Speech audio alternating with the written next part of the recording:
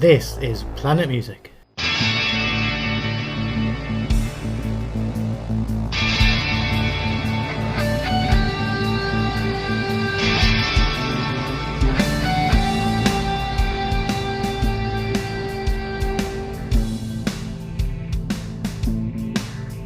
Welcome to Planet Music from the makers of Planet Marzipan. In a streaming world, we're proud to be a podcast that celebrates the art of the album.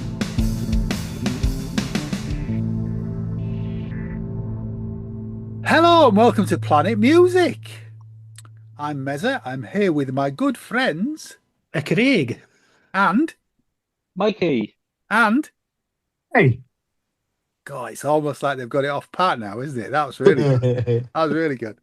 Hello, welcome to the episode. As you can tell from the title of the episode, we are here to talk about an album by The Deer Hunter, and the album is called Migrant.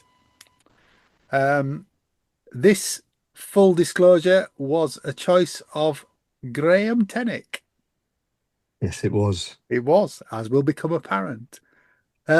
This was released in 2013, April the 2nd, 2013. And there is a Wikipedia entry for this album. It says, Migrant is the fifth studio album by The Deer Hunter. It was released on April the 2nd, 2013 via Equal Vision Records and Cave and Canary Goods. The album was produced by Mike Watts and Casey Crescenzo and mixed by Mike Watts. It's the band's first non-concept album. In 2023, as part of the album's 10th anniversary, it was remixed and re-released as Migrant Returned. Do we do Yes, how it old? was. Do we do how old you were, Craig, on this one? We do, don't we? You could do it if you want. How old were you, Craig, on April the 2nd, 2013? I was the ripe old age of 40. Wow, you got this for your birthday, couldn't you? I was going to guess 40. Do you know why? Because I was late catching up with a certain episode and that you recorded about another album that was released in 2012, and you said you were 40 that week or something. Yeah. Yes, in September. Yeah. Okay. Well, Craig, do you want to give us a little bit of background to The Deer Hunter and what led up to this point? Yeah. So I mean, how I got into it in the first place. So I'm a huge Coheed and Cambria fan, and for anybody who knows Coheed and Cambria, it's huge story arcs, album after album after album, developing stories and what have you. And it was around about 2012, 2013 that I kind of got into things like Reddit and subreddits and reading people's obsessions and what have you. And there was all these people talking about the story for Coheed and Cambria. And then I started noting saying, oh yeah, but the acts. Have you listened to Deer Hunter? And I was like, what the hell's this? And it was just after Migrant had come out. So I didn't listen to Migrant because everybody's going to know it's about the acts. For those of you who don't, so basically, Casey Crescenzo is the guy who the band is all revolved around. It's his idea. He was in a band. I've got it on a page behind this video call, but I can't remember what it's called. The Reason of Everything, something like that. He basically joined the band at 20 years old. Came up with some. It was in music a with band them. called The Receiving End of Sirens. The receiving end of sirens. That's the one. And basically, he wrote some music for them, which was really well accepted. But he had some ideas that didn't fit with the band. And depending on who you listened to, he was kicked out of the band because he was trying to force his music, or he left the band because he wanted freedom, or he was asked by a record company who heard the demo, the misleading demos, to record this first album, The Act. The story is, he had an experience with a prostitute that he fell in love with. So he did, as in Casey. And he wrote this whole story about a relationship and something with the prostitute and all this kind of stuff and what have you. And it was a huge story arc that went on well past Migrant. And I listened to this and I just got obsessed. Not that I do that with musicians and albums. No. You got no history of that. No. So he did that, the first three acts. So the first three albums are Act 1, Act 2, and Act 3 of the boys' story. And then he did a thing called the color spectrum. So he said, I need to take a break from the acts. I need to develop the story further, because the way he explained it was he was too young to tell the story of someone's life. He had to grow up a bit so that he could write the songs with maturity. So he took a break for it, and he went, "What I'm going to do is I'm going to write a collection of songs about the color spectrum." And he released this 10 EP set, and each of the 10 EPs is based on the color spectrum, including black and white. And each EP is a different style of music, whether it's alt rock, rock and roll, whatever, swing rock or whatever. And it is stunning. 36 tracks in total, I think it is. And you can buy a 14-track selection of it, or you can buy the live DVD, which is the entire thing played start to finish in a live setting. It is phenomenal. And it shows the diversity of what you can do. And everybody thought after that he would go back and do Act 4. And he went, "No, I'm not ready yet. I need to get something off my chest." And Migrant is what came off his chest. Okay. It's about, rather than it being a story and written about other characters and stuff, it's a very personal album. It's also written very differently to a lot of stuff. So he explained that because it was personal, because he wanted it to be identifiable, he wrote it on most of it on piano. So although a lot of it has heavy guitars and guitar-based stuff, it was written around keyboard parts, and you can hear that throughout the album. Yeah, I kind of thought that. I dipped into a couple of other tracks from different albums, and it's very different to this. Very, very different. Yeah. So, by the way, the guy is an amazing. He owns his own record company or his own imprint. He also owns a company called Cave and Canary, who do his distribution and also make and sell guitars. Okay. Right. I mean, the guy is just. His dad was a banjo player. His mum was a singer. I mean, his mum and his sister sing on this album. He's your type, isn't he? He is. You've got a type, and this is it. This is it, yeah. He's also one of the best lyricists I've come across. I mean, I'm going to say something at the first song. I'm not going to tell you what it is, but when I say it, you'll be able to take it and cut and paste it for every song on this album. All right. Don't peak too early then. No, but that's where I came in. So I came into it just after Migrant. I didn't buy Migrant because it had sold out. And for anybody who knows anything about the Deer Hunter, his pressings sell out really, really quickly. They're always fairly limited, 500 copies, 1,000 copies, and they go for hundreds of pounds immediately. They just, and that's why I went, right, I couldn't. So I didn't own any of his albums for years because they were $300-400 minimum when I started looking. Luckily, he's re-released everything since, and I have bought everything since he's done it. And Craig and Mikey and myself, we'd not heard this album before, had we? Nope. Had you heard of The Deer Hunter? No. Or heard anything about? No. Wow. Okay. And it's worth pointing out that if you're searching for it, it is Deer, as in DEAR. Yes, it's not Cavatina. No. Which is what you will find if you search The Deer Hunter. Yeah. Yeah. It's interesting. I think for me, when I discovered it, it was the same kind of revelation as it was when I heard Toy Matinee. I know, and I haven't. Spoilers, I haven't had that. But I know you haven't. We'll come to it. This is a very different style of music, though, and I'll yeah. I see elements of it. Oh, again, don't want to preempt what I'm going to say. I see elements of it as the album progresses. But no, what are you doing then? Don't start meowing when you start talking. What's that? Pepper's view on the album, was that? No. Is that Pepper's view on the album? No. Yeah, I'll get meowed at. Oh, bloody cats, man. Right. Well, we're going to do, as usual, a track-by-track review, and we need to get cracking because there are 15 tracks on this first version of it. It's worth notice that's the deluxe version that we're listening to with the extra 3 tracks on the end. We'll say that now. Yeah. So, let's start with Craig. Track 1 is Bring You Down. Yeah, no. On first listening to this album, the style of it across the whole thing is, I think, if this had been released properly in the UK 10 years before it actually came out. So if this came out in like 2003 in the UK, it probably would have sold millions, because it's very much of a style of the indie guitar rock that was happening around about then. You had bands like, Embrace, Athlete, Star Sailor, Haven and that, who were doing material like this. And yeah, it's a very, very interesting album. So Bring You Down, the first track. I like the bit of tuning up at the beginning, with the Well, with the it's a orchestra. discordant orchestra, isn't it? It is, yeah. So it's something that I was almost expecting the conductor to be tapping his Yeah. baton at the Yeah. beginning to go get yourselves sorted out.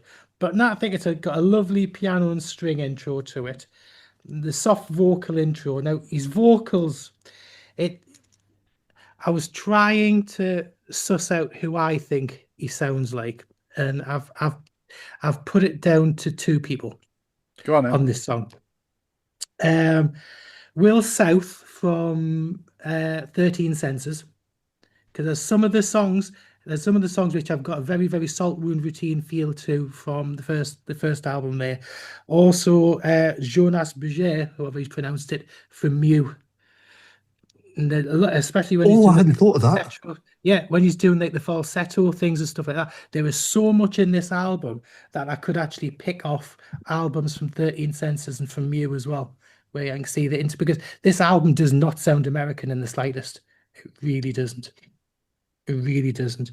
But I think it's, it does, after your soft intro, it goes into like an indie rock crash, and it starts to set out the stall for a bit like what the album comes to, where it does not all the songs are progressive in the way that you would say that they don't all sound the same. They don't all start the same.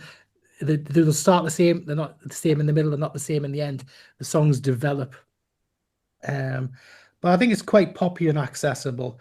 A bit of prog chord changes in there, but I think it's a very interesting opening to the album. Okay, Mikey.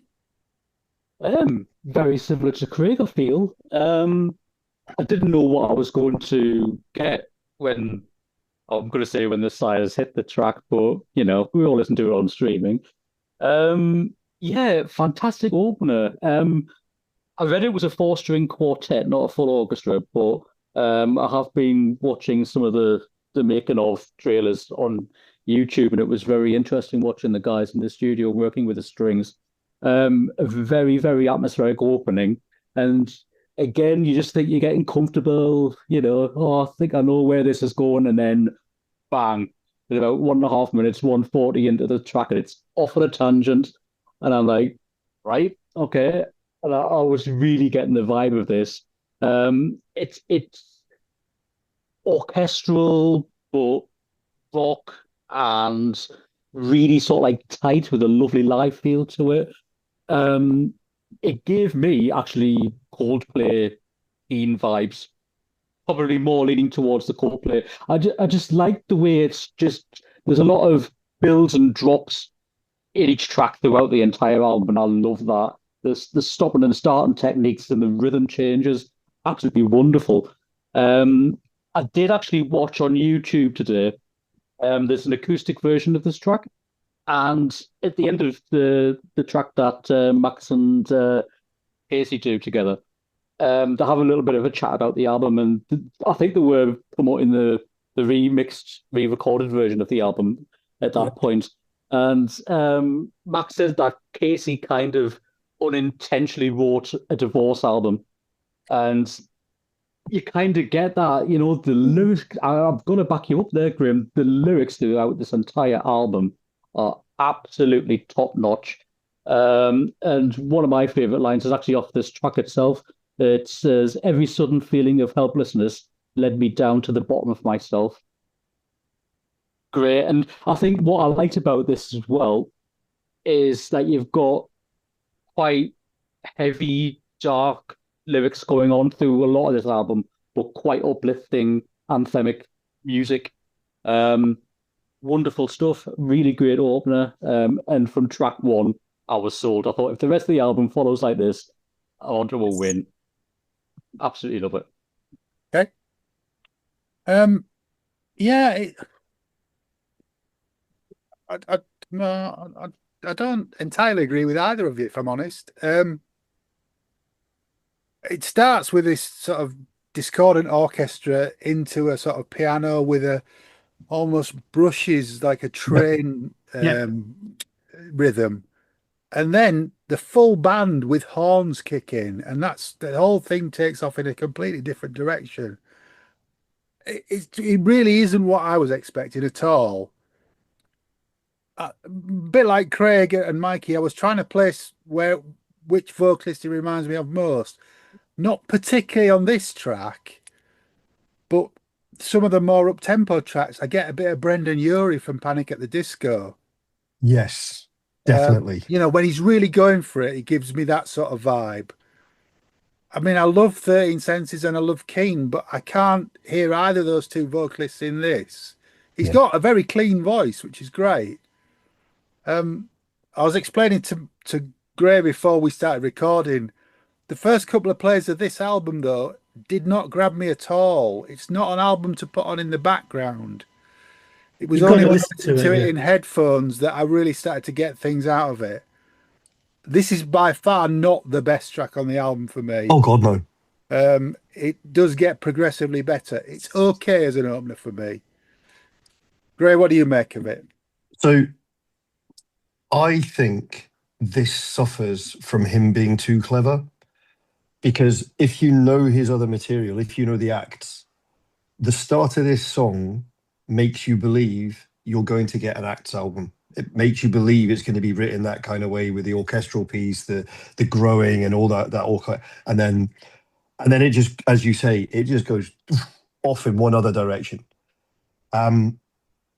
But I love the direction it goes in.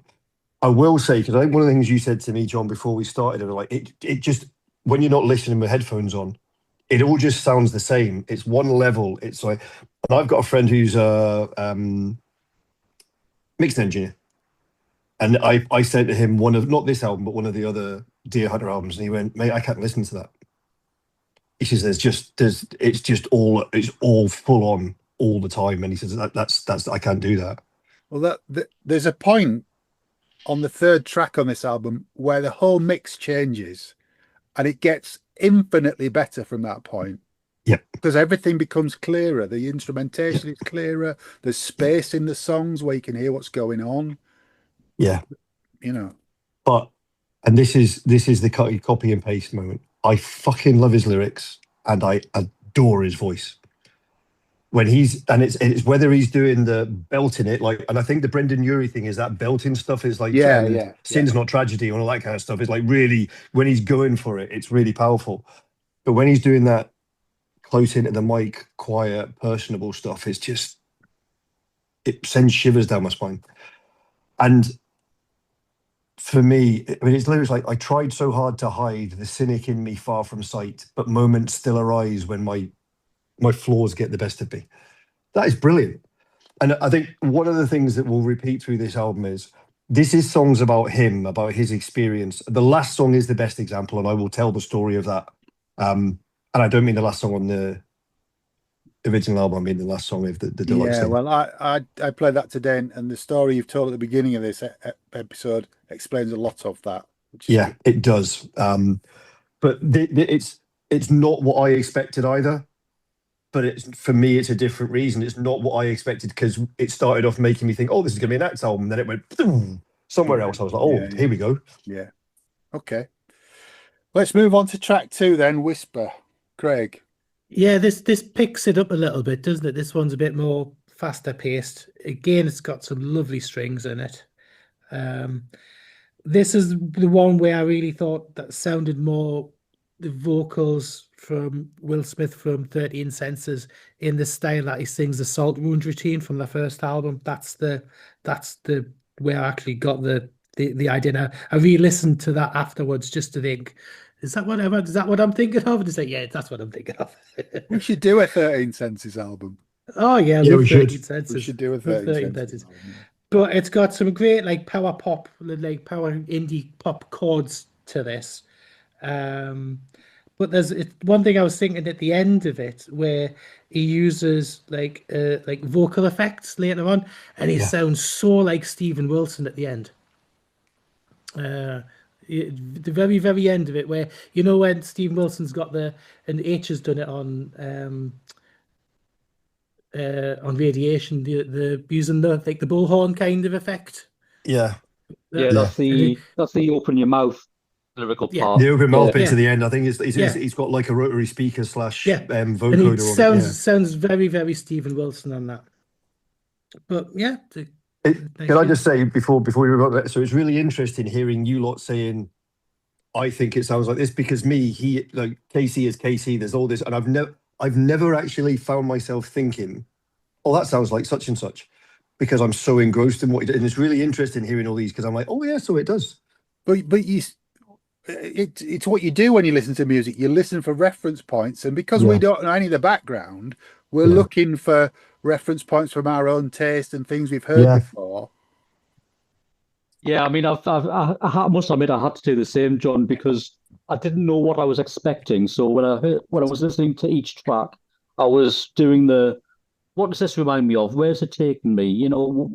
When I mentioned bands, like I did with the first track, like Coldplay and Keane, I don't necessarily mean they sound like Coldplay and Keane. I'm just saying that's the vibe It's your and reference the point. feel that I get from the music. Yeah. Is it my turn? It is. Might as well. Look, it's pretty much what Craig said. The drumming on this is fantastic. The strings, as with pretty much every track on this album, are absolutely sublime. I think the support and the way they carry the music, is just, whoever arranged it is just hats off, gold star. And with you, I think the arrangements are really one of the strong points of the whole album. The arrangements are good. I agree, Craig. They're absolutely wonderful. And something else that I've noticed that he does with his lyrical writing, there's a lot of repeating mantras go on.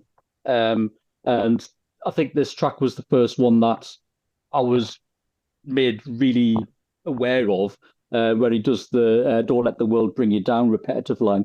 When the track kicks in proper, it to me, it was almost leaning towards American sort of like new post-punk. I'm kind of thinking stuff like MCR, Alkaline Trio, Green Day. It was that bombasticness. Yeah, that's where I'm coming from with the Panic stuff, really. Yeah, again, I don't think it sounds like them, but if you like that sort of music, got that sort of feel to it, hasn't it? You could really jump on with this sort of track. I think it was a natural progression from track 1 to track 2, and we'll get a massive change when it gets to track 3. But already I was quite taken by the shift in styles. Another one that I was really pleasantly surprised with. Okay. It's a bit everything in the kitchen sink for me, this one. It's too much too soon, This if you move this further down the record, I could kind of understand it. There's a lot going on. The drums are incredible on this. I have to say that the drum track on this is brilliant. But no, it's not really doing it for me, if I'm honest. There's too much happening. And it does sound like those American bands to me. Mike, agree? So it's moved 5 tracks down the playlist in the remixed album. Well, there you go. You see, I was right. So you were right. There you go. You're not often wrong.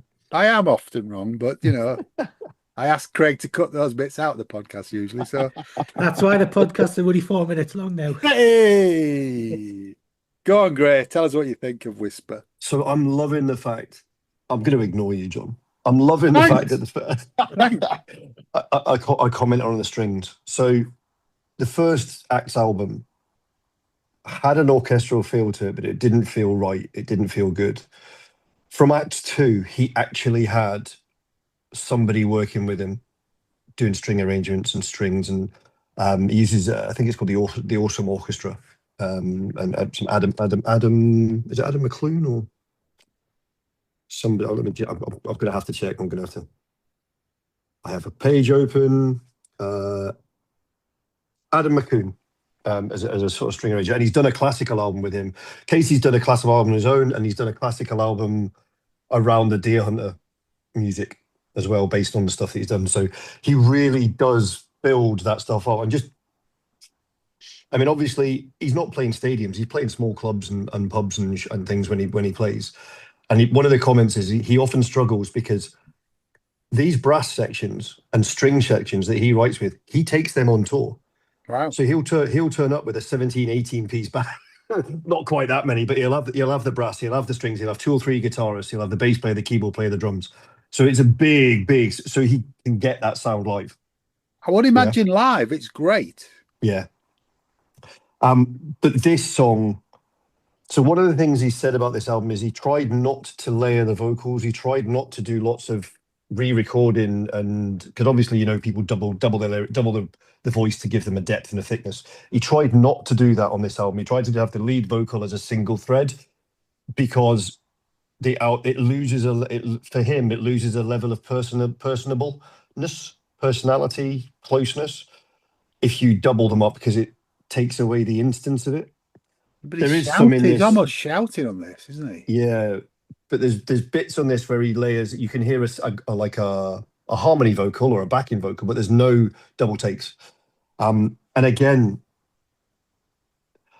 and all the lessons learned, were they worth the ash from all the bridges burned, standing stomping in the damage and the ruins of a slip of tongue with tragic consequences? I wish I could write words like that. It's amazing. It's just utterly, it's dumbfounding. And he's self-taught as well. You know, his music is, you know, initially he didn't have music lessons. His mum and dad are both musical, and he learned from listening to them, and he learned from their influences, which is why I think this album's a good example, because it's got rock stuff, it's got swing stuff, it's got jazzy swing stuff, it's got all sorts of stuff in it. And he's a multi-instrumentalist. I mean, he can play so much of it himself. I love it. I still think these first 2 songs are far from the best on the album. Absolutely. And we'll see what you guys think of the next one. All right. Craig, track 3 is Shame. The first note I'd actually put on for this track, it's a very smooth track, and it's got space in the instrumentation I put onto that. I like the keyboard intro, then it goes into the beat of the song and then the strings. It drives us. It's good driving forward track. I like his falsetto singing style on this. Now, I'm not generally a fan of people when they do like falsetto-y stuff, but he's got a few different vocal styles that he uses on this album. Yeah. He doesn't sing every song the same or by far, and he's got a good range in his voice, and he's comfortable in the different singing styles that he puts forward. But yeah, I think it's very like an indie rock kind of song, and I think the backing vocals on it are really nice as well. And I think it's a good track. Okay, Mikey. I like the fact that there was a nice change in pace and style. The thing that I picked up on more so in my second or third listen was the bass work, because it's not immediately apparent. But when you can sit and just absorb the music, when you've got the strings working with the bass and that wonderful drum work and those eerie sounding keyboards, there's just so many layers to it that you're not really apparent of on first listen. It's another one of those that's got a very stop-start rhythm. And I actually thought it had a certain Bond theme quality to it. Definitely. Yeah. What I really loved about it, and he does it, well, or they do it more than once on this album, is towards the end they actually slow the tempo down before the song actually finished. You could just feel them all sort of like winding down. Like an breathe. Yeah, there's this wonderful twinkling noise that goes on just as the track fades out. Absolutely wonderful. And you're probably going to laugh at me, but I actually think if Hertz did their own version of this, it would be really good. I can see that. With the instrumentation, the way it's done, it is up there. It's one of my favorites on the album. Love it. Okay. I'm going to agree with you this time. I think this is brilliant. I think his voice is far better in the low register, where he's not knocking Seven Shades of shit out of it. As Mikey says, the tempo at times, this song breaks down entirely to just orchestra with no rhythm and no tempo at all behind it, and then builds back up again. And Gray's left us. Um, um, I think it's great. This is where the album starts for me. It's from this point that my interest peaked again after the first two tracks, which just weren't doing it for me, I have to say. This is really good. I am inclined to agree. I think, as I said, Bring You Down for me is wrong for the opening of the album.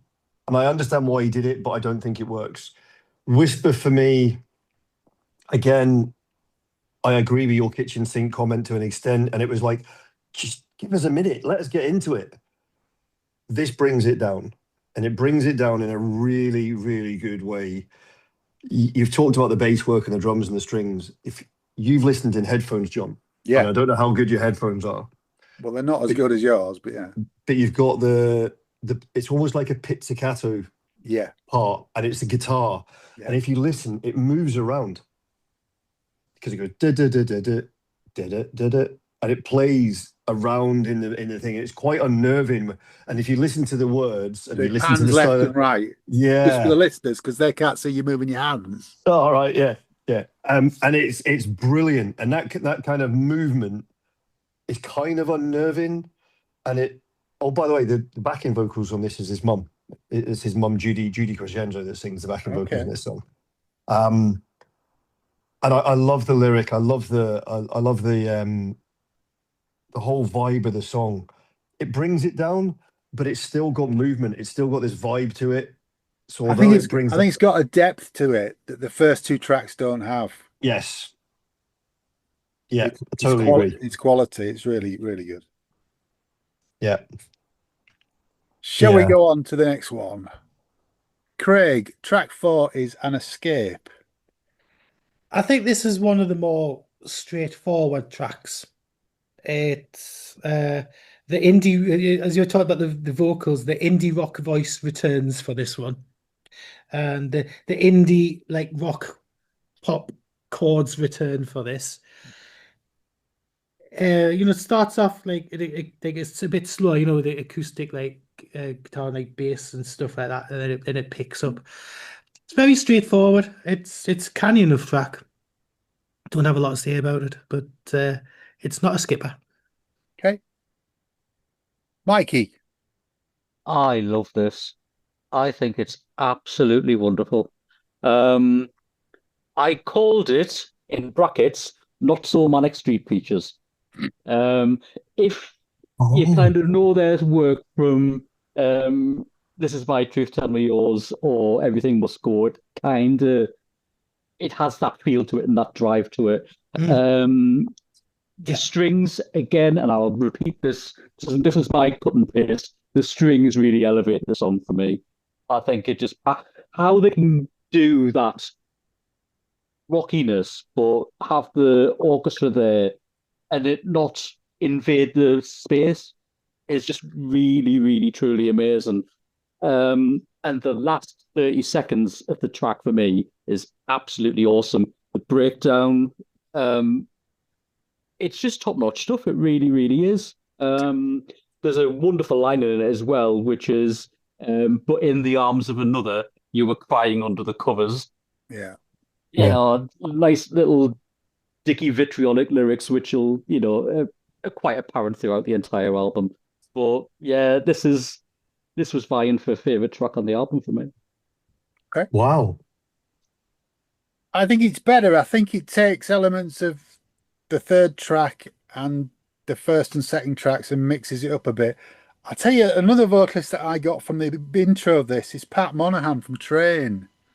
Very much of his sort of lyric at the beginning, very much of his sort of delivery.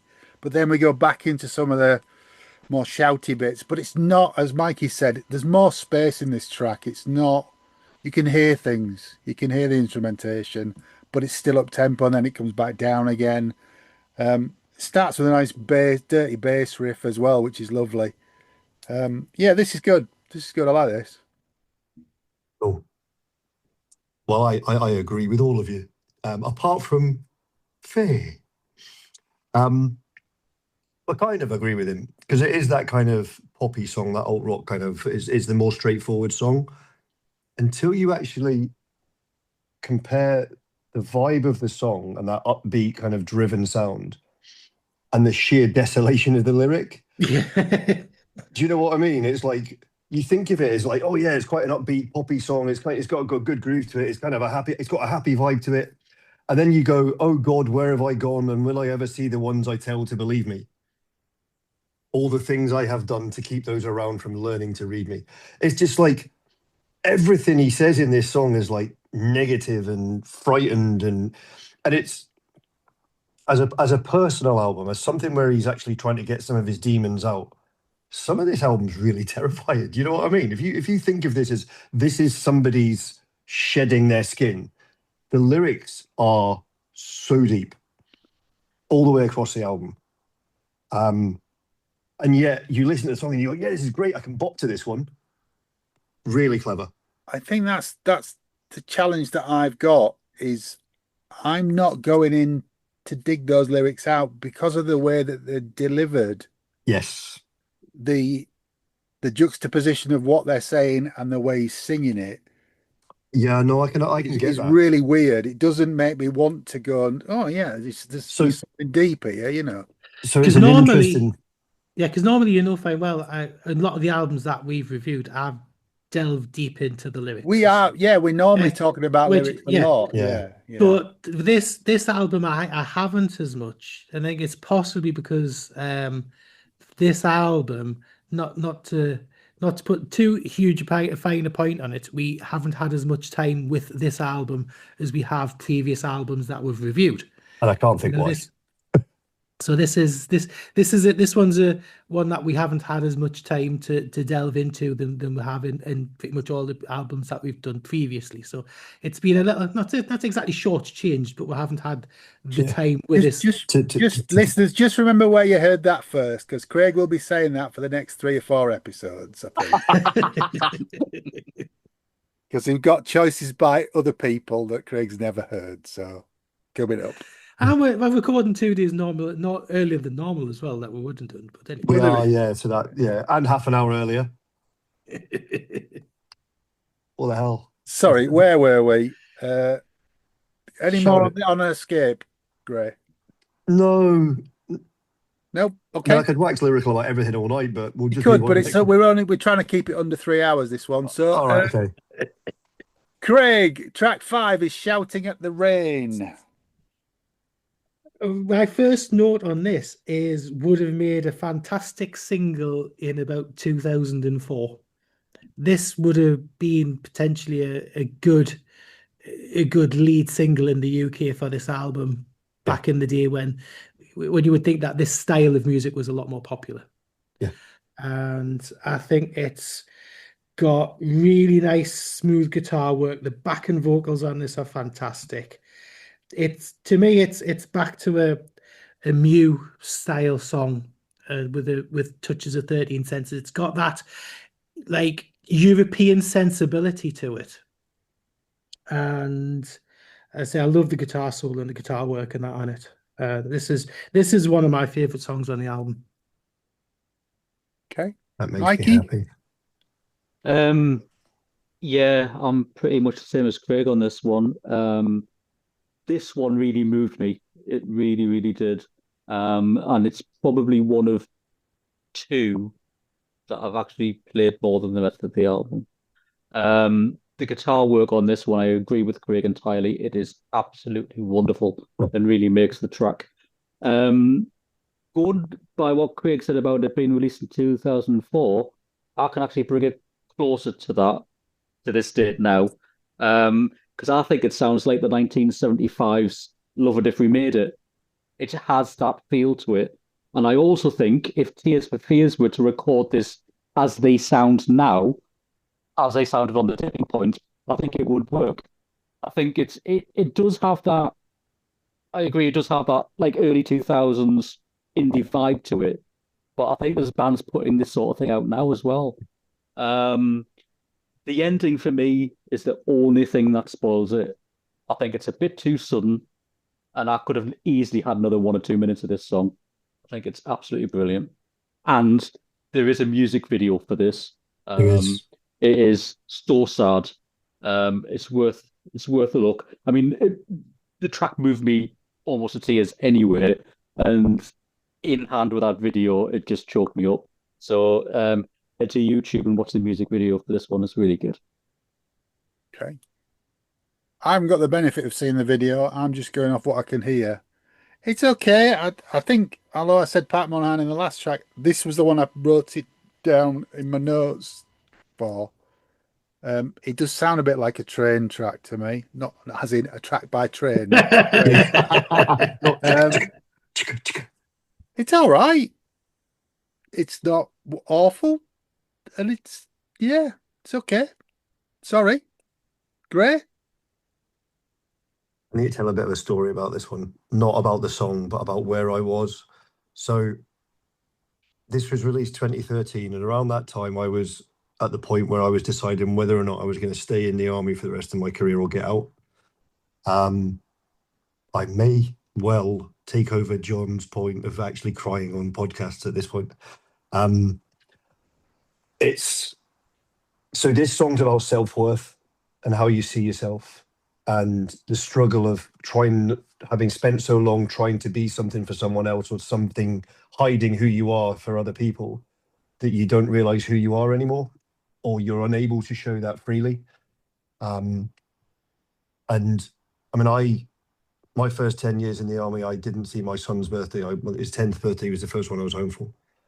I joined the army late. I spent a lot of time trying to catch up with people that my peers, my age and what have you. And I did a lot of things that took me away from home. I mean, my first 2 years in the army, I was away for 19 months. So there was a lot of, and I spent all this time focusing on work so that I could deliver for my family, so that I could be the provider. And that point of 2012, 2013 was my 14, 15 year point, which is one of the points where you can go, actually, do you know what? I've had enough and getting out. And strangely, it was just after I'd left Morpheus Rising, because my decision was, I'm going to get out, I'm going to stay with Morpheus Rising, I'm going to get another job, I'm going to be in the band. And then I was like, actually, they offered me a job that was too good to say no to at the time. And I went away to Africa, 2011, 2012. And listening to this lyric, and I'm going to say that the first two lines of the second verse is, maybe I just haven't got the goods, or maybe I've forgotten the way to find that piece of me that's buried down below. And it just fucking breaks me every time. So the music's brilliant. The guitar part is so simply done, but so powerful in the way because it's that kind of, there's a melancholy to it that matches his lyrics.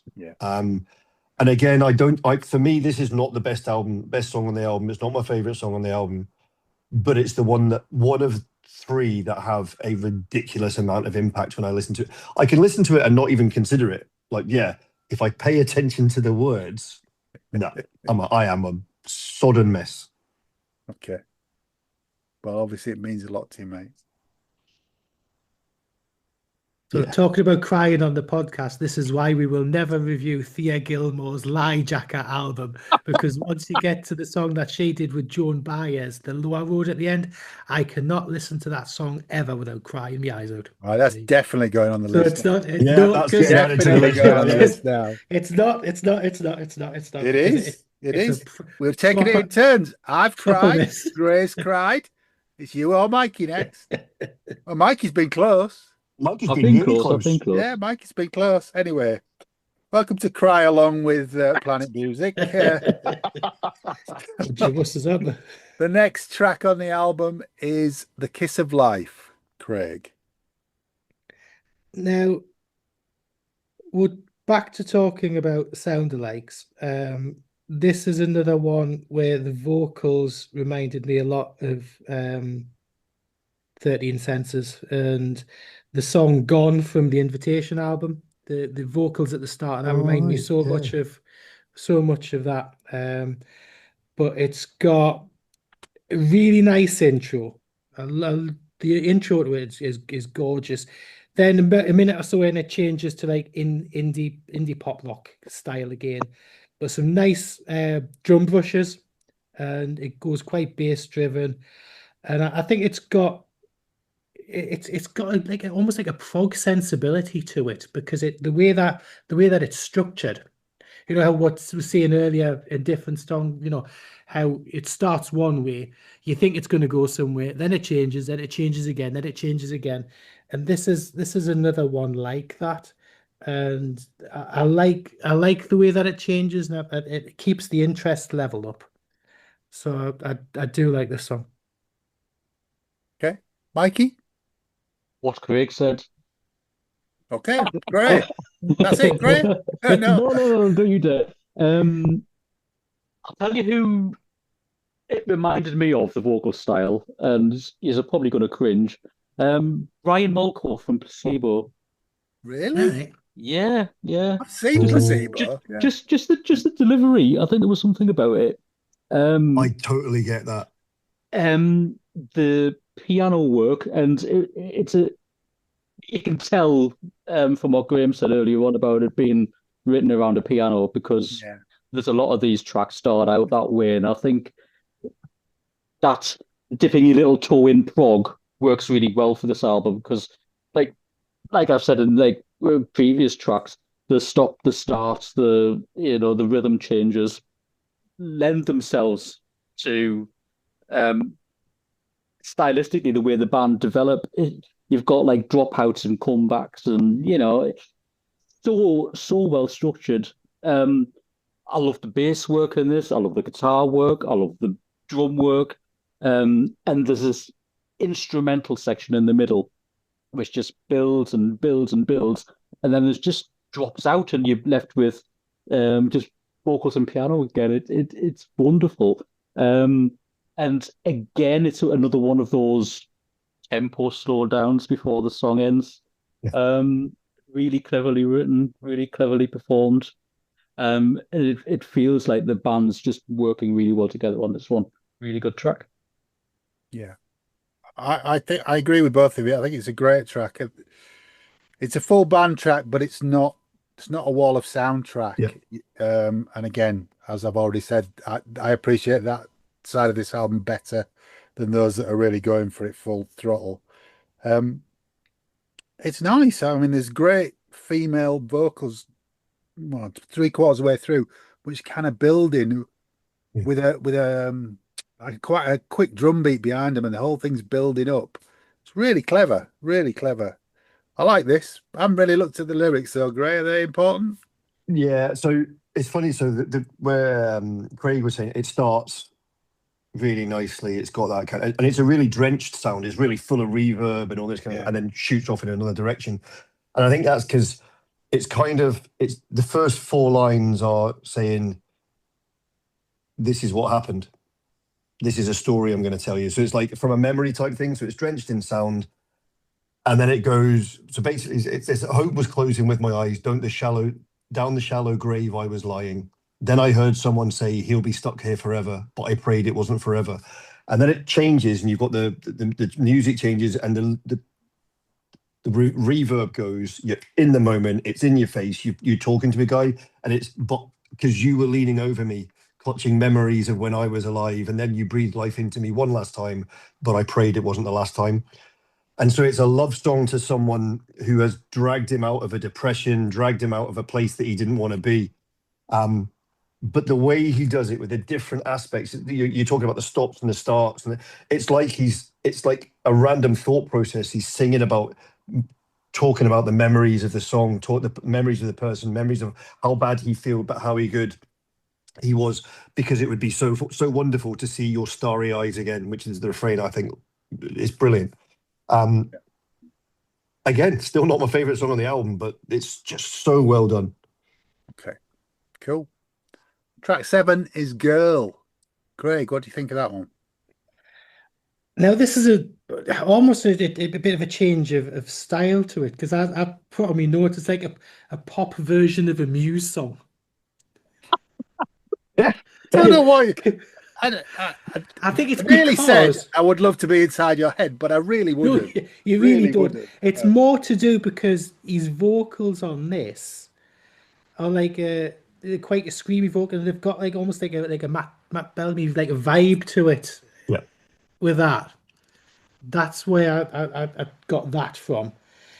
But you know, because it's got your musy kind of distorted guitars and stuff on, and but the female backing vocals keep it lighter, so that keeps it away from sounding like Muse. But it's almost like something that would be inspired by them, but in a different style.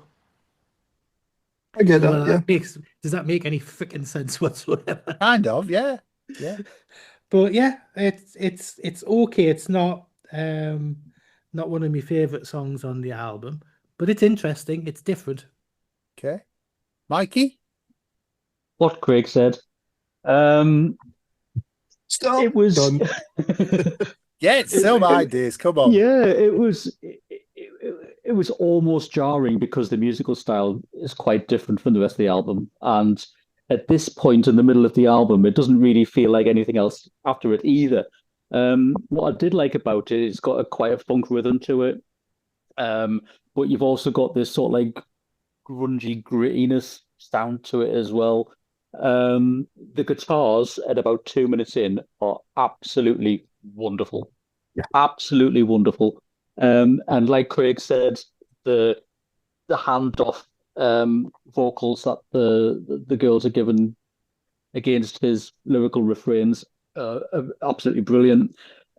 What I wrote down is that actually the ending of the song sounds to me a little bit Franz Ferdinand. It's, Oh wow. um, Okay. but as it's an entirety, I put down it's a vitriolic foot tapper. I like that. I like that. Wow. You put on a It's- what? A vitriolic foot tapper. I like that. Yeah. It's not my favorite track on the album, I must admit, but like Craig said, it is very interesting. It's good to see something different on the album. Okay.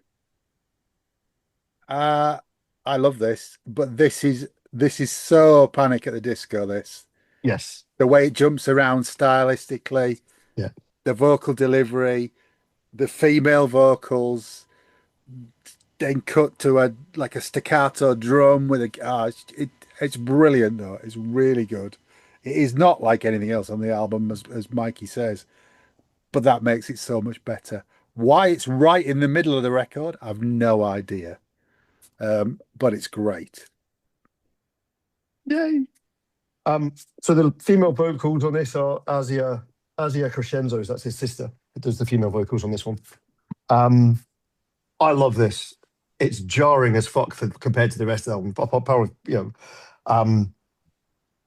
It's like one verse, then that refrain about every single heart would beat for you with his returns, and then the don't let him in bit with the guitar going underneath it. It's not a song. It's not structured like a song. It's like a verse, a refrain, and then a kind of chorus thing at the end with loads of instrumentation around it.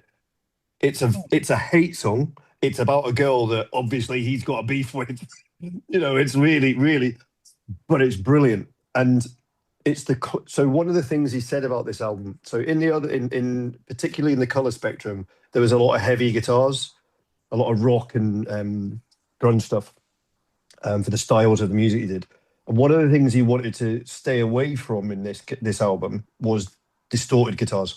Now, if you don't play the guitar, sometimes there's a bit of a difference in like you've got overdriven guitars and you've got distorted guitars. Two very different sounds to a guitarist, maybe not a very different sound to somebody who just listens to the music. A lot of this is overdriven guitars. This is the Is it closest not a it gets. harmonica? This is the closest it gets to being distorted, but he also uses distortion on the drums on that. So that grungy feel, the whole of this album, this song is angry and pushed to the limit.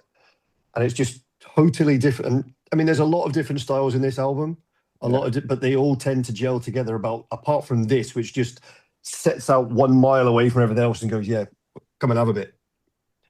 Yeah. It's brilliant. I love it. Utterly brilliant. Great. Okay, let's move on. Track 8 is Cycles. Craig. When this started, the vocal effect that he uses at the start, I was like, where the hell do I recognize that from? And it came to us pretty much straight away. The vocal effect is almost identical to what H uses on the Marillion album somewhere else of No Such Thing. The distorted, almost like Yeah. underwatery kind of Yeah. vocal thing. But no, it's good start. Again, this is another song that I found is like very Mew-like. I like it. I think I love that. It's almost like a freestyle feel to it. It changes. I like the way that it's kind of changes throughout, and then but for the last 40 seconds changes completely. That the outro for it is just so different to the song, and it's an interesting track. I wouldn't say it's one of my favorites on the album, but it's interesting. I like the way that it develops, and I like the way that it changes throughout, and I like the way that it ends. So Okay. it's one that I think I need to revisit again properly. I don't think I've listened to it enough times to quite get my head around it. Okay. Mikey? This is one of the tracks that I actually have revisited quite a few times because I I didn't know what I was getting from it the first listen. Um, the opening of it to me sounds quite psychedelic. It's those vocal effects and the keyboard sounds are just wonderful. But when the song proper kicks in, I was getting Keen vibes again. It was you've got like so many musical styles kind of crammed in. It's not quite kitchen sink. I think they've played it out really well. Um, but what I loved about it was what Craig mentioned there. It's that you get a false ending to the song, Yeah. you know, and then you've got like if 50 seconds, instrumental, wonderful musical coda. Um, and that again, it could have gone on longer for me. I just thought it was absolutely amazing, absolutely amazing. Um, I think it's nice that this kind of like almost 10 pulls the album for me. I think it's like a lifting point. Because I think what follows after that kind of it's a bit of a come down. I think this is one of the last highs for me. But I thoroughly enjoyed it, and I have had to go back to it. I think it's so strangely but wonderfully arranged. I think it's really clever. Really Can I clever. just confirm? Did you just say it's one of the last highs for me? Yeah. Okay. Okay. Interesting. Okay. Any more on it, Mikey? No? No, no. No. I do like this. There's some great sort of vocal melody lines in this track. I'm afraid I'm going to throw another band out there that I think some of this album sounds like. I think it's like Six by Manson, which is all cut and paste stuff. It's just Yeah. Manson 6, nothing flows into anything else. They just literally change direction in the same song 180. Some of this is a bit like that, I think. No, That I'm might be. looking at three blank faces here. No one. No. Actually, do you know what? That might be why I'm going to say what I'm going to say about this song. Okay. But it's beautiful as well. Despite all that, it's not jarring, this song. It's really nice. The things that the guys have said, the false ending, that fantastic coda, but the bass and the 12 string that sort of drives the early part of the song is gorgeous. It's really beautiful, I have to say. Yeah, I like this. Graham.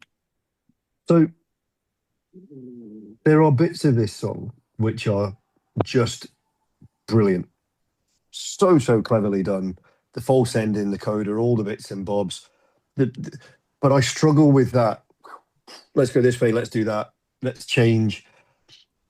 For me, the song is full of great ideas that don't gel. It's probably one of the bottom 3 songs on the album for me. And I don't know why, because when I think about it, that's how I think. But when I read the lyrics, so if I've got the lyrics on the screen at the moment and I'm looking at them and I'm in my head, I'm singing the song, I'm like, this is fucking brilliant. But having written down my notes, I've just put Cycles. Nope, doesn't work. It's like I don't know why. It's just one of those things. Okay. Well, there you go. 3 against 1, and it's you And that's it's the in the wrong way around. minority. I know. You Yeah. that's in the minority, not me, unusually. Yeah. Let's carry on with the next track. Track 9 is Sweet Naivety. Craig. This one is very stripped back. Very stripped back. It starts with like your strings, piano, and voice. And I do again feel that this reminds me a bit of Stephen Wilson when he does his stripped back voice and piano, quite heartfelt track. And yeah, it's an interesting song, and I'm still it's a bit like it's a bit like like Cycles, and that it's a song that I think I need to pay a little bit more attention to, and I think I need to listen to it a bit more. But I do like it, and I like the feel of it. I like the stripped backness of it, and yeah. Okay. Mikey? I was actually getting Kevin Gilbert vibes with this. The um, bonus track, Blank Page from Toy Matinee. That's what I was picking up. I think the piano work on this is just absolutely beautiful. Again, strings come in after you've got that intro with the piano and vocals, and then the drums start kicking in. It's a slower paced song, but it is so lush with it. It doesn't feel plodding, I think is what I'm trying to say. And there's a piano-led bridge in the middle. And there's some wonderful key changes going on, almost dissonant sounding in parts. And the end again, they do that slowing down tempo thing. It's just wonderful. And as much as I said Cycles was like a 10-pole track for me, when I said the rest of the album comes down, I didn't mean in the rest of the album's naff. It's just I think there's a pace and a style change, and it's led by this track. I think it's wonderful. I really do. Okay. Yeah, I mean, I like this. It's I'm again throwing another name out there from my collection. This is a very Ben Folds track to me. I could hear Ben Folds doing this exactly in this sort of arrangement. And that's, in my book, that's a huge positive. I love Mr. Folds, and this is great. This is great. I think the simplicity again of this track makes it stand out. Probably following Cycles. Is it too similar? Maybe. But I can see what Mikey's saying, if Cycles is one of the high points of the album, we're starting to come down with the mood with Sweet Naivety. Although Let Go's slightly different again, as we'll see in a minute. But Gray, what do you make of Sweet Naivety? So this is generally regarded as one of the better songs on the album, but by most people. And I think it's because of that simplicity and beauty. The piano and the strings arrangement is just utterly sublime. There's also something about the song. It's kind of in a swing style. I mean, not swing. There's a swing to it. It's not swing as in jazz swing, but there's a kind of movement to it, the way it's written. But it's driven by that piano riff, yeah, that slow piano riff. And when you listen to it, there's always a threat. There's always a threat as if it's going to go somewhere else, if it's going to do some, but it always holds back. So it builds this tension throughout the song, which is brilliant. And I think that tension, I am so glad Mikey pays attention. Around 246, where we've got that bridge and we start doing the key changes, and it's almost that dissonance thing. It's almost like we're not going to give you the payoff, but we're going to give you a release. Here's a little bit of a change, and then we'll go back and we'll finish it off. And the songs, for me, I mean, you're going to hear me talk for the rest of this album. Like this for me, onwards, yeah, it just doesn't get any better than this, really. From now on, Okay, love let's it. carry on with Let Go. Craig. Um, I felt this one had, again, you're starting. It's got a bit of a theme with the album. You're starting with a piano with vocals, and then you're changing on a bit. And I felt this one had quite a modern, like prog indie pop fusion feel to it. So less indie, a bit more, but a Just bit more throwing like, out the genre on there, by the way. Go yeah, on, yeah. go for it. But I think it's got a bit more power to it. It's a bit more driving forward song. It's got great orchestration underneath, but I almost feel like this song could have actually been bigger. It could have the song. Yeah, It's not. I don't feel it's like underdeveloped or underdone or anything like that. But it feels like this could have been an absolute epic. But it yeah, doesn't 100% get there. Um, you know, even though it's called, it just doesn't quite go for it. yeah. But I do like it. But it just feels like it's holding back a little bit. It could be one. It could be different live. Before we jump to Mikey, can I Yeah. just actually say something? I am so pleased that we're now all in a position where we can reference Kevin Gilbert as something like that. Yeah, Because my that just work's makes done. I can leave now. that just makes me smile. It's like, yeah, this guy got Kevin Gilbert vibes on this. I'm like, so I do. Yes, brilliant. Yeah, no problem. Mikey, what do you think of Let Go? I'm with Graham. I mean, the last four tracks on the quote inverted commas album Main proper album. are just absolutely wonderful. I agree with Craig. There's a bit of a similarity with somewhere else in the album where you've got, quiet piano and vocal opening, and then you know for a fact it's not going to stay that way. It's going to go off somewhere else. And of course it does. The full band kicks in. You mainly on this track and the chorus sections. The guitar work again is absolutely sublime. And then once the choruses are finished, you go back to a quieting down for the second verses. The drum work then kicks back in. Like all the players are doing their bits really, really well. I do really like this, but I don't think it's offering anything new to the album at this point. Ooh. But I do think it's a wonderful track. I really do. Yeah. There is not, for me, there is not a single skippable track on this album. Not one. Every single one owns its something. place, Yeah.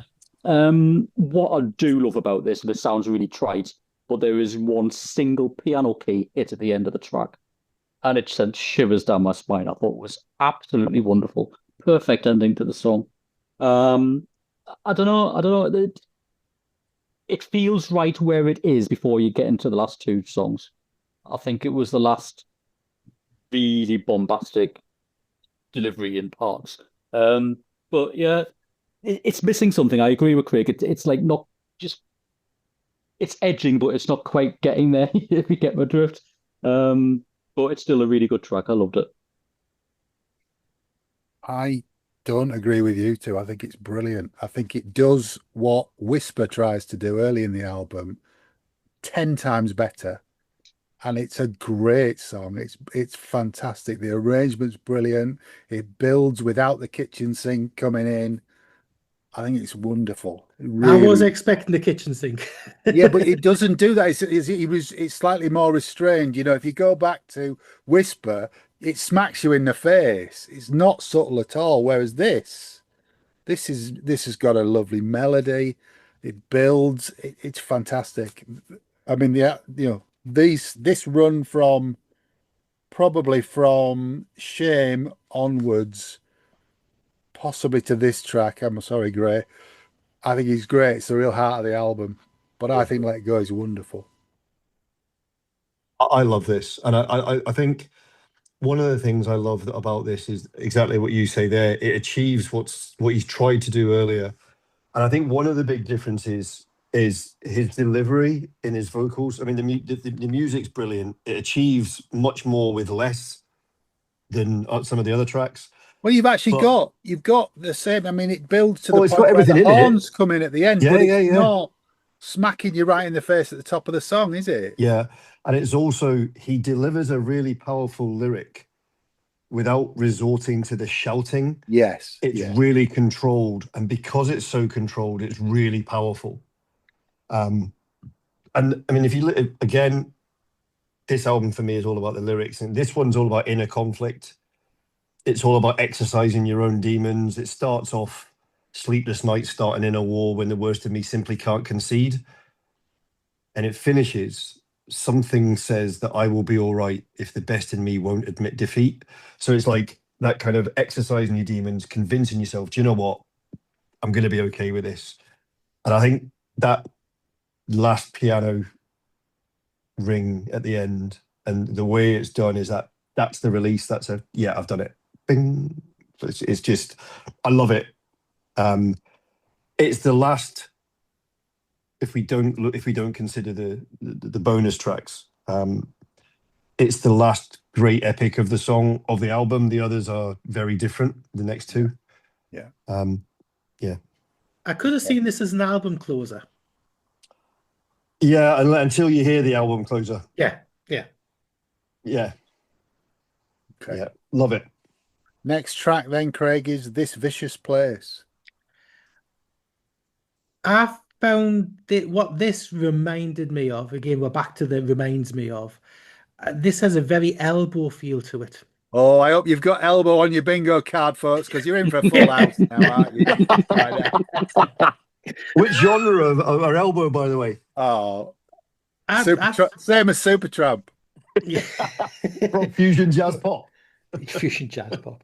But no, I think it's really in feel it sounds like Elbow because it's so lush sounding and the orchestration of it, it's a slower pace. It's just that vibe to it.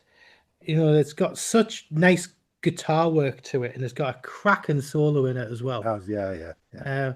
But I just got an Elbow vibe for the pacing and the style of it. But I think it's a top tune. Okay, Mikey. This one is just brimming with atmosphere for me. Yeah, it is.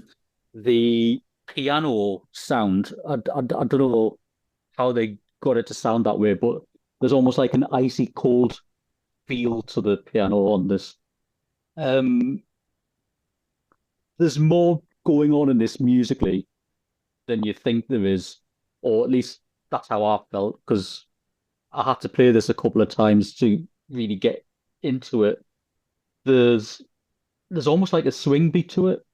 And the guitars have got this lovely sort of like laid back kind of loungy feel to it. And there's a couple of tracks on the Marillion album Marbles that this reminded me of. It's their style musically at that time. This could have sort of like sat quite happily on this album had it been recorded by them. There's a wonderful line in it, which says, "I would give it all away for one last chance to speak with you, lover." Yeah. It's honestly, it's just, yeah, I love it. This to me, I honestly thought this is where the album should have ended. This until you hear the last track. It's honestly, I think it's absolutely sublime. Really loved it. Okay. Craig, I had to say, of all the things you've pulled out, the comparisons, I think Elbow's probably the nearest one that you've got all night. You're spot on with this one. It's a kind of a loose arrangement, but the point where the guitar, you picked up on it as well, Craig, the point where the guitar solo comes in, it's just fantastic. It's a very laid back, loose sort of rhythm. And in the same way that Elbow, there are times where the kind of the song drifts in and out as though there's nothing there, and then the next thing you know, it's appeared again in view. It's very like that, you know, and it plays out with some really sort of slow, not soloing, sort of riffing, like almost bluesy type riffing at the end of it. Yeah. It's nice. It's nice. It's not a patch on what's just come before, but it is nice. He's just he's just leaning back in his seat, folks. He's gonna hit us with it now. He's taking a run up to this one. Yeah, go So I think I would if you asked me to describe this song cold, I struggle. Everything you've said, I agree with. The piano part for me is kind of Mark Kelly, Sky Above the Rain type piano part. There's that melancholy movement to it, and there's that kind of. It's really funny because in my head, when you hear somebody's written a song called "This Vicious Place," it's going to be an angry song. It's not. It's a sad song about something that's happened, so the movement in and out. So I think the word that describes the style of the song is rubato, which is like free movement. So because it almost feels as if it ebbs and flows with tempo, and the way he delivers his lyrics, it's like he speeds up a little bit for one bit because the emotion's there, and he drags it back and what have you. And then that guitar solo just comes out, and it's such a payoff. And like I mean, I remember the first time listening to this, I went, right, okay, that's me. I'm spent, done, job done, game over. Until the next song. Well, let's move on to the next one then. So the last song on the main album, the original album, is "Don't Look Back," Craig. It's such a melancholy, mournful song. It's got the guitar and voice start. I mean, the guitar work throughout this song is sublime. It really is. And it's quite is it haunting is a good description for it? It is. It's a very low key end to the album. I think trying to figure out the style of music, it's not quite country. But it's got like the bluesy kind of that kind of Americana vibe. Yeah, it's got a very like Americana style vibe to it. And it's a haunting track, definitely. And it doesn't end, it's the whole thing of it. It doesn't end with a bang, but it doesn't end with a whimper. You've just got to give yourself a minute or so when you're finished. Yeah. Mikey? Yeah, like I said previously, you think the album ends perfectly with the previous track, and then you get this delivered to you on a plate. It feels like a part two to the previous track. I think the two work really well together. It is slower paced than the previous track, even though the previous track was slower paced in general anyway. But it's no less atmospheric. Then the piano icy key work is going on yet again. His vocal delivery on this is absolutely wonderful. It's subdued, but it's personable. You can feel what he's delivering. It's just, I don't know. There was so many layers to the guitar work as well. I thought there was only one guitar playing at one point, and when I had my headphones on and listened to it again, I thought there's layered guitars going on here. Yeah. And it's just beautiful, absolutely beautiful. And it's got another one of his mantras going on towards the end of the song. He's "Don't look back, don't look back." It's just great. It's just absolutely great. It's the perfect ending to this album. This track was the perfect ending to the album. I wouldn't want to remove either of them. I think it's absolutely brilliant. Okay. I think it's a song of two halves for me. It's a great come down at the end of the album. I think from the point of the bridge where it's "but to fall in love, could it ever be enough? Save the past from catching up, not to risk what you have, and not to give it away. because the kind can be cruel when the weight is all on you to move to the right, to move to the left, to do what you think is best. It gives it this sort of optimistic ending, Yeah. which is a great way to end this record. Yeah. Go on, Gray. I don't know what to say, because I think it's one of his best vocal performances on the album, because I'm not sure. I think haunting's a good way to describe the feel of the song, but aching is the way I would describe his vocals on it. It's that kind of, but it has that lift at the end. You're exactly right. That, you know, when he starts off that, when he starts off that piano part, and it's like, I left my home, but I lost my way, and I never stopped. No, I never strayed. It's just so, you can feel straight away he's trying to work out, did he do it wrong? Should he have looked back? No, I need to keep on moving forward. I need to find out how to work my way through this. I'm going to read more of the lyrics. Like, I woke amid a wreck of romance to find myself in circumstance beyond control, beyond context, but she was only doing what she thought was best. And it's a kind of accept from that, and then your lyric follows on from that you said, and it's almost as if the first part is, I'm really upset, this has happened, and then but she was only doing what she thought best, is that kind of realization that actually she wasn't being horrible, she was doing either what was best for her or what was best for him. And then there's that looking forward in the second half of the song, and it's just, I mean, can you imagine? So the first time I heard it, for me, that was the end of the album, because in fact, before we do the next track, I'll give you a little bit more. But at the end of this, I was spent. I was just emotionally shattered, because it's the album from start to finish goes through all this. It's all about self-reflection. It's all about, I was too young to be in love, but I made a mistake. She was horrible and she ruined it for me. I really don't know what I'm doing with my life. I don't know how to go forward. Maybe I'm not as bad as I think, but I need some help. And all these things are going on throughout the album. And it is just an absolute roller coaster of emotions from start to finish. And I was happy with this, the 12 songs. And then he went and did something else. And I'll explain that in a minute if you want. Well, we're about to go into, there's three bonus tracks on the original. The version that we're so the original album was 12, was the 12 songs. What we're listening to is the Migrant Deluxe version, which has 3 bonus tracks.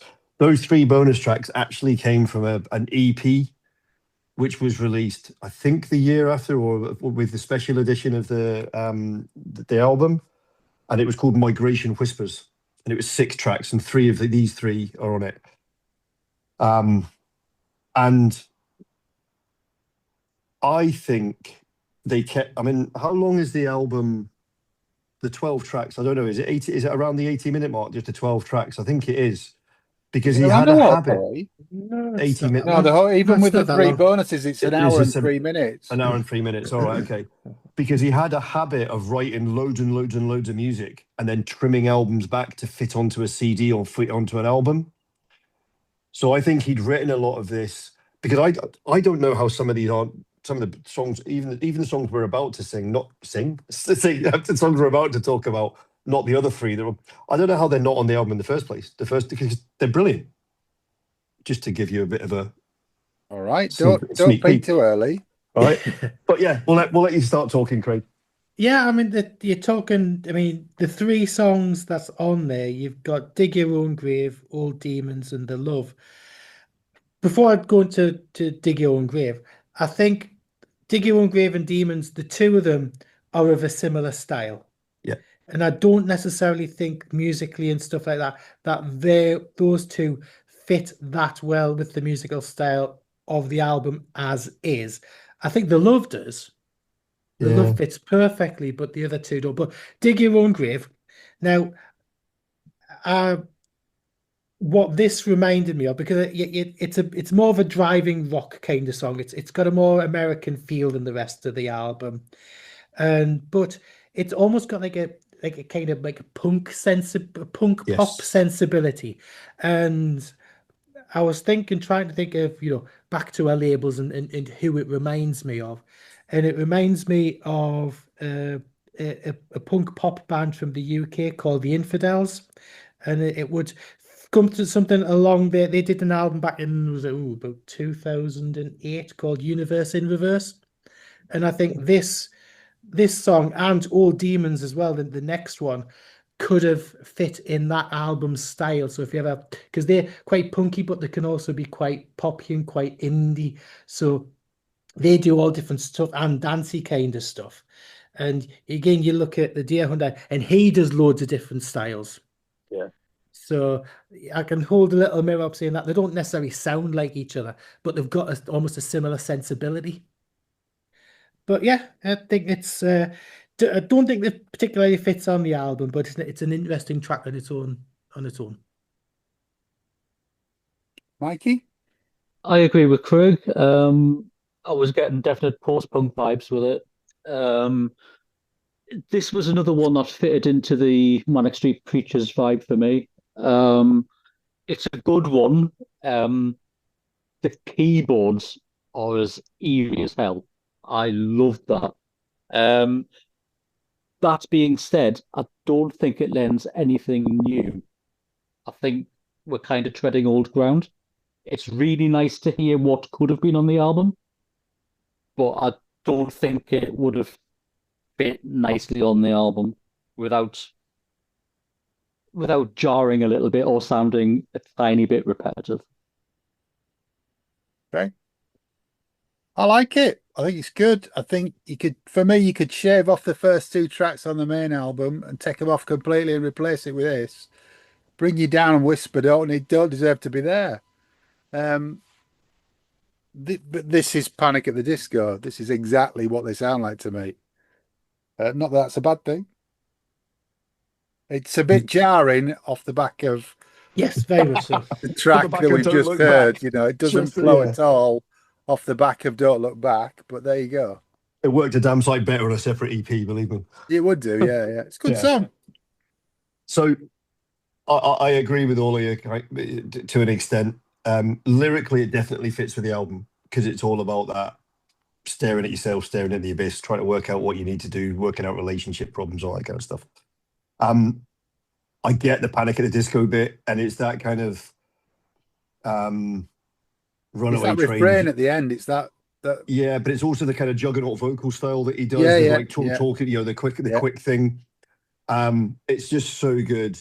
I think if we talk about mood on the album, it's Girl's Better Looking Sister as a song. It's still got that angry vibe, but it's kind of more refined. Yeah. It does deserve to be on the album in place of either or both of Bring You Down and Whisper. I'll agree with that. It's also interesting in as much as if you look at the lyrics for the rest of the songs, even the songs that are 4.5 minutes long, there's not a lot of lyrics in them because he tends to do orchestral breaks and movements and changes and what have you. So some of them only have one verse and a couple of refrains with a bridge section. One or two of them have 2 or 3 verses, but it's more about the coders and what have you. This is a fully fledged song. This is your proper Abacab type thing, you know what I mean, where it's got all the different bits and what have you. And for that reason alone, I think, although I really like this as a song, I think it's an absolutely brilliant song. I think it's kind of a different context to the rest of the album musically. But I still think if you'd started the album with this, it would have been a far better place to go. Yeah. Okay. The next bonus track is Old Demons, Craig. Yeah, this is more rocky than indie. And putting me notes, out with the sleaze. Yeah. Because it's got a really nice like sleazy guitar sound to it. And I mean, especially like in the outro and later on in the track. Again, this reminds us of Infidels.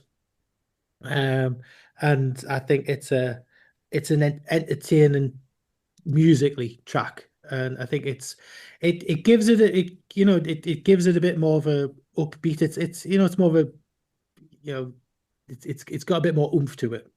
But yeah, I begin. Does it necessarily fit with the rest of the album? I don't know. I don't know. Okay, Mikey. I was getting Muse vibes for this one, Yeah. and I think it was the guitar work on it specifically. I think my problem listening to these two tracks is the three or four times I've played through the album is I've listened to them directly after the last two tracks on the album proper. Um, and maybe I should have listened to them a bit more out of context because I did enjoy Dig Your Own Grave, but I agree with John. I think had it, been, I mean, I personally wouldn't have took the first two tracks off. I think they were amazing. No, I like the Um, first two tracks. but They've gone. had Too late. They've gone. had it been earlier on the album, I might have felt differently about it. It's got more of an actual song structure to this one, I feel. But when you compare it to the rest of the album, it sounds repetitive as a result. Um, it's not a bad song. I really enjoy all three of these bonus tracks, but I think this is probably the one that I enjoyed the least. But that doesn't. But that, I'm not being detrimental to the song itself. I think it's. You're just think saying how good the all- rest of it was. Yeah, I mean, you can't fault the musicianship and songwriting. It's A-star all the way through. But I don't know. I don't think it would have sat comfortably on the album. But it is definitely a very interesting album, and it's a really catchy tune. I really enjoyed listening to it. Okay, I don't think this should be on the album. It's not as good as Dig Your Own Grave. It it does sound like Brendan Urie to me. This is just, I'm listening to it now as I'm talking to you. It really does sound like I expect it to. Um, yeah, it's a bonus track at best, I'm afraid, for me. Gray? I'm inclined to agree with you. Again, I mean, it's got that swing vibe to it. It's got the Muse style guitars. It's got the Panic at the Disco style lyrical story piece. One thing that I haven't said, so in the acts is all written about different characters telling a story, and it's a life, so you've got the prostitute, you've got Mr. Russia, you've got the boy, you've got all Miss Lee, you've got all these characters. But he does all the lyrics. I mean, there's another singer in the band, but he does all the lyrics, and he has this knack of being able to sing different styles really well and convince you he's somebody else for a moment. This song plays to that strength. In the style is very different vocally to some of the stuff he's done on the album. I think, to me, although it's a much fuller arrangement, to me, this falls foul because of the absolute beauty of Sweet Naivety, which also has that swing vibe, and it's really, really soft, and it does so much more with less than this does. And I think you're right, it doesn't deserve to. This is a bonus track.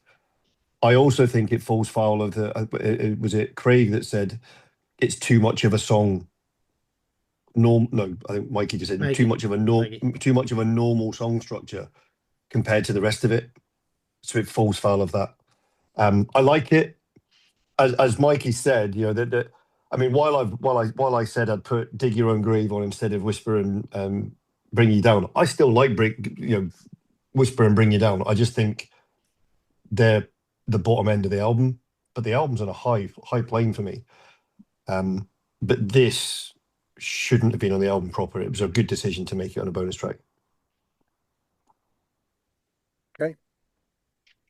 Which brings us to the last track of this version, which is The Love. Now, I think this would have fit perfectly on the main album. I do. I think it's got some really nice stabby piano chords to it. And what this reminds me of in the feel of it, again, just the feel and the vibe of it, is it's quite Star Sailor-esque and from the album On the Outside. So that's about 2005-ish. That just it just has a feeling of that in my head to the just the production, the sound and stuff and that to it. I think it's a quality like ballad track, and I think it would have fit nicely on the album. Where I would have placed it on the album, I'm not exactly sure. Somewhere near the end, but no, I think it's a nice track. Okay, Mikey. Why this wasn't on the album is beyond me. I think this is the dog's bollocks. This one really, really shook me. With a lot of this album, there's a lot of sadness, but there's also this feeling of hope that runs through as well. It was like Graham was saying about one of the previous tracks where, where he's going on like, maybe it was my fault and, there's that self-reflection thing going on. And this has it in spades, but it's got so much darkness to it, but you've got such beautiful, absolutely beautiful piano and string work in it. It's another one that really moved me to tears. It really did. There's a line in it which says, I had felt this darkness wrap around me and through its strangle I could barely beg. Just fucking what?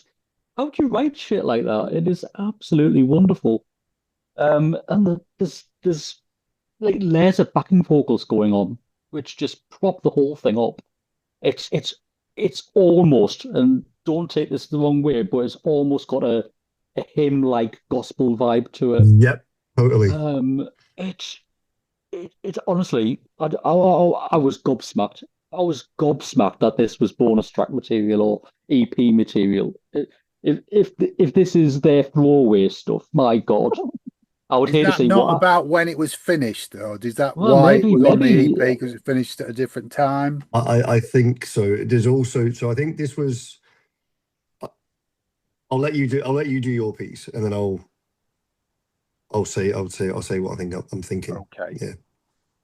Sorry, Mike, I cut you off. No, I'm spent now. I'm done. Yeah, I kind of. It's just beautiful, absolutely beautiful. I haven't lived with this as long as you have, and the conversation the bits that Gray said at the top of the pod about the background to the stories of the guy explain this lyric, but it doesn't touch me like it does you. I think the difficulty I've got with it is if you stick it on the end of the album, it's a very different ending to what we've got. In the same way that Brave has two endings, you would make this a down ending. And I think at the moment, Don't Look Back makes it an optimistic ending. Yeah, I get that. We should have a double groove on the second side of the vinyl. Yeah. I don't get all the stuff that you've just talked about out of this song yet. There's a lot going on there, and I need to listen to it more if I'm not being honest. That's me. Cool. So, bit of background. If you look at the verses, I was 22 when I first died. So ended up out of that band, the first band, and his songs didn't fit, and he felt devastated because, I mean, don't get me wrong, he actually went back to oh God, you've got the name up on your screen, haven't you? The Receiving End of Sirens. That's it, the Receiving End of Sirens. So he thought he'd found his place in life. And he did go back, I think 2011, 2012, he went and toured with them again and played with them again. But at 22, 2 years after he got into that band, he found himself out because his music didn't fit with the band, and he was devastated. And I was 22 when I first died. When he first released the stuff for the Deer Hunter, I think it's in the Wikipedia page, but there's a whole load of stuff. Basically, he released a set of demos to some friends. And those sets of demos are why the record label said, do you want to make this Deer Hunter thing? But in hindsight, he hates those demos because they're all different songs about the same thing. He feels that they're really mediocre, that they're really naive in their lyrical style, and what have you. And that's one of the things, I said to you, he's talking about he couldn't write the acts. He couldn't write the life of a person without having lived the life of a person. So he had to give himself the time to write. And then I'm nearing 29 and I haven't died is this album. He was that's how old he was when he was writing this and doing that kind of stuff. And it's like, I'm 29, I'm nearing 29 and I haven't died. I'm done with cursing at the skies. And I remember how my mother spoke when she said, son, don't be afraid to call on those who love you most. Now, the lyrics themselves are brilliant, but the delivery for me in this, so I think the first time he sings the chorus, save me when the rivers run dry, is quiet. It's like, it's quite plaintive.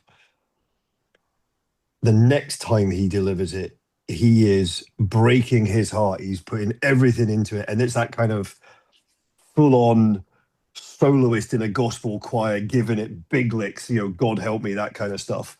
Save me when the rivers run dry, bring me the waters, bring me where the waters run deep, where my eyes cannot see, or where the eyes cannot see. It's just, the delivery is amazing.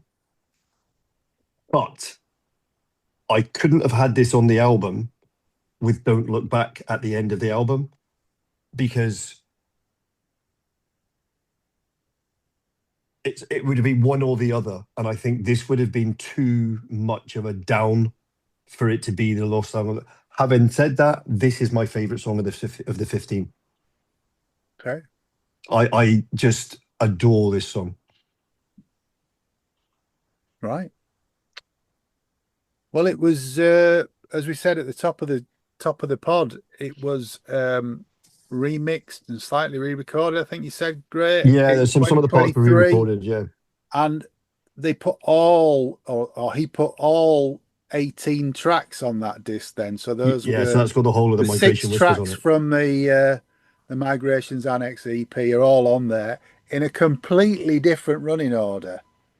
So does it sound much different than Great? It does. It's a fantastic remix. And it's funny because the first couple of times I listened to it, I was like, fuck me, this doesn't work, because I was so used to different orders.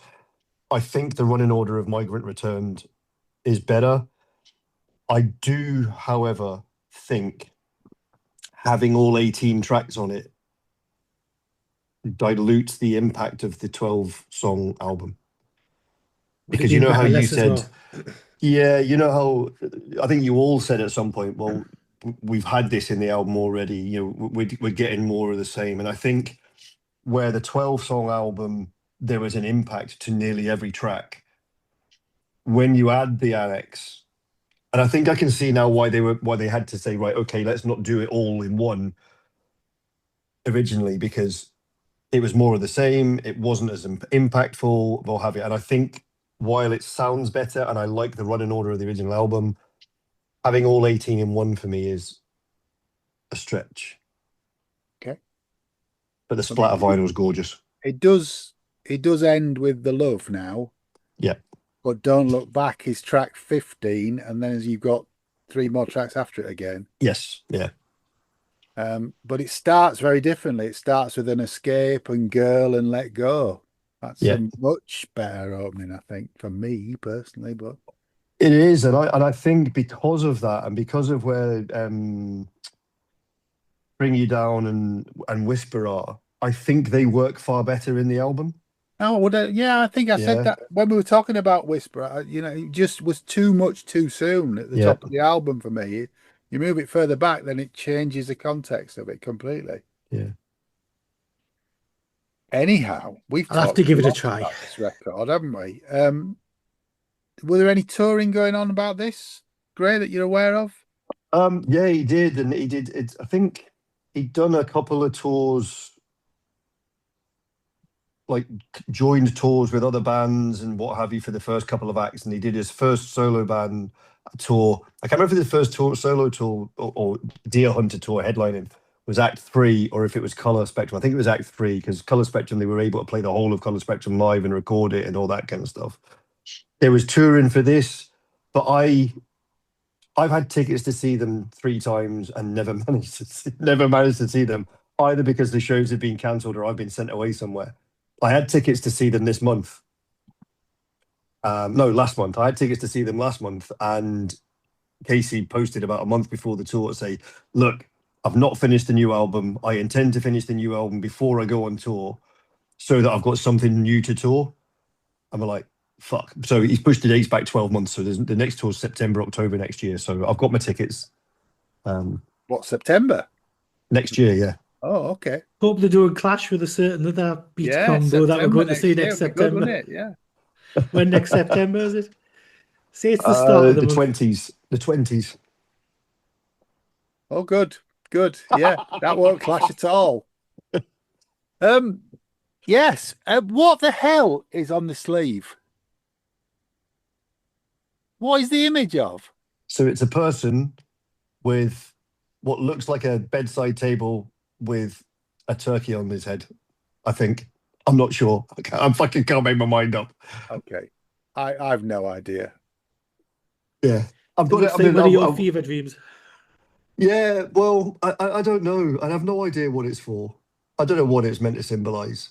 Okay. I haven't even checked Reddit to see if anybody has a theory because Well, it's I'm tangled kind of hair, frightened isn't too. it? It's birds nesting in tangled hair. Not Yeah, a turkey. it is. It's not, I know it's a bird cage. Yeah, there's something. Oh, it's a bit John Grant, is it? Yeah, birds in his head, like bird. It's like kind of, I don't know. It's just fucking weird. Yeah. Okay. Well, that's what we think of this record. Well, you haven't said what you think of the overall record. You've only talked about the songs. Do you like it? Because you didn't know it. Yeah, I like bits of it. I don't love it. Yeah. I think the central section of the record's really good to me. Yeah.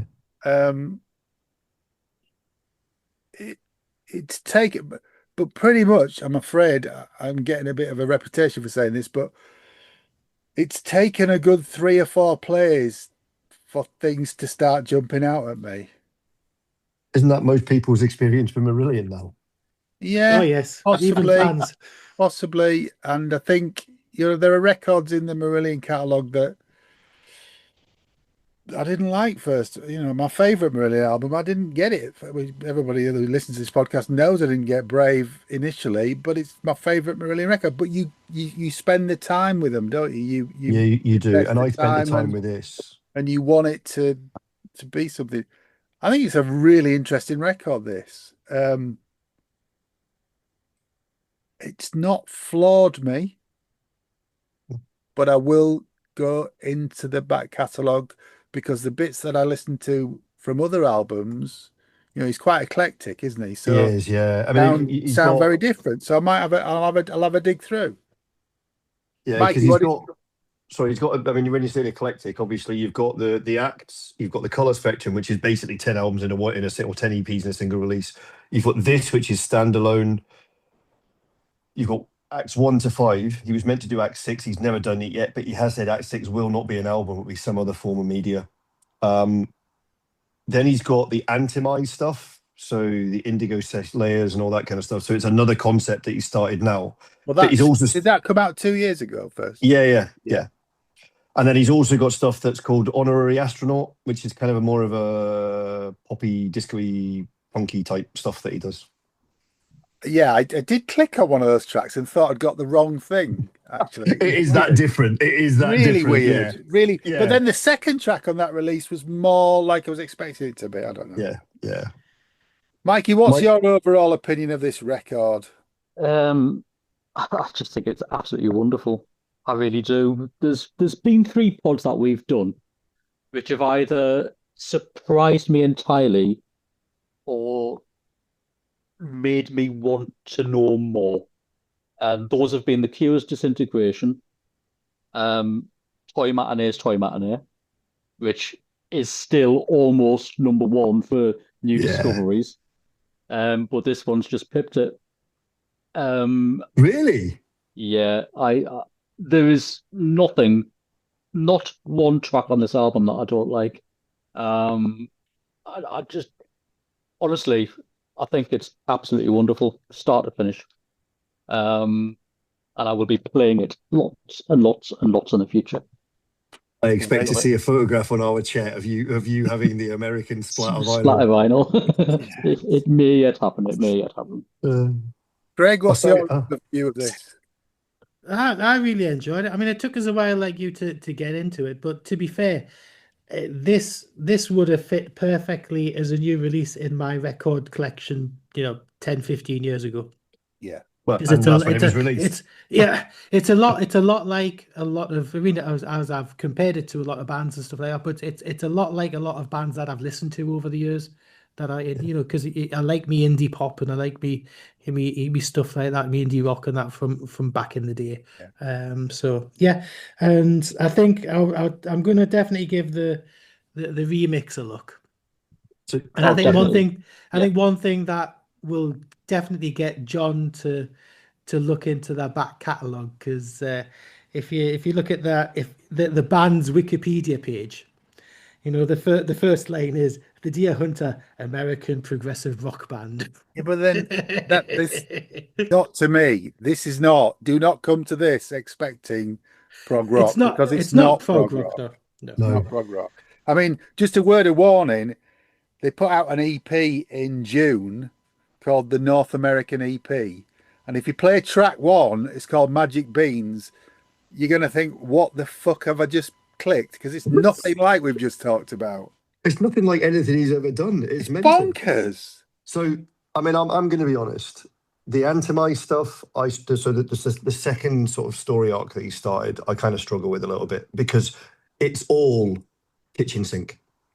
It's really, really dense. This is not my favorite Deer Hunter album, Mikey. Okay. One of the acts is my favorite. I'll let you listen to the stuff and you can make your own decisions as to what you think. But this to me is the most approachable Deer Hunter album. It's the one that has some poppy bits to it and some stuff, and it's individual songs rather than trying to have to understand what the story is he's telling.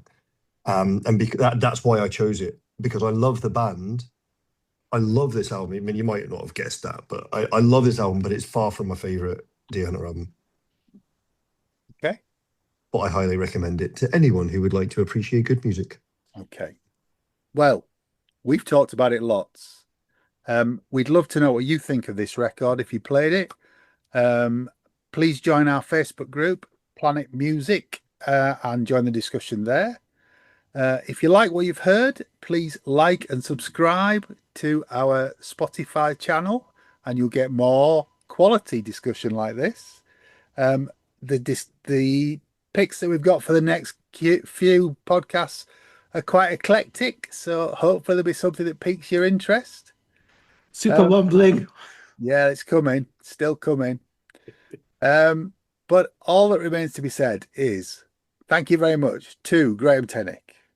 Thank you very much for listening, guys. I appreciate you taking the time. It was good to hear your views. Thank you, mate. Thank you, Mikey K. Thank you very much again, guys, and thank you, Graham. Absolutely top-notch stuff. Brilliant. Thank you, Craig. Why, thank you, young sir, and I apologise to everybody for this being a 2-hour episode. Once you get your scissors out, it'll be about 15 minutes. All that remains to be said is it's good night from me. And it's good night from him. Take care. And stay alive. Hey!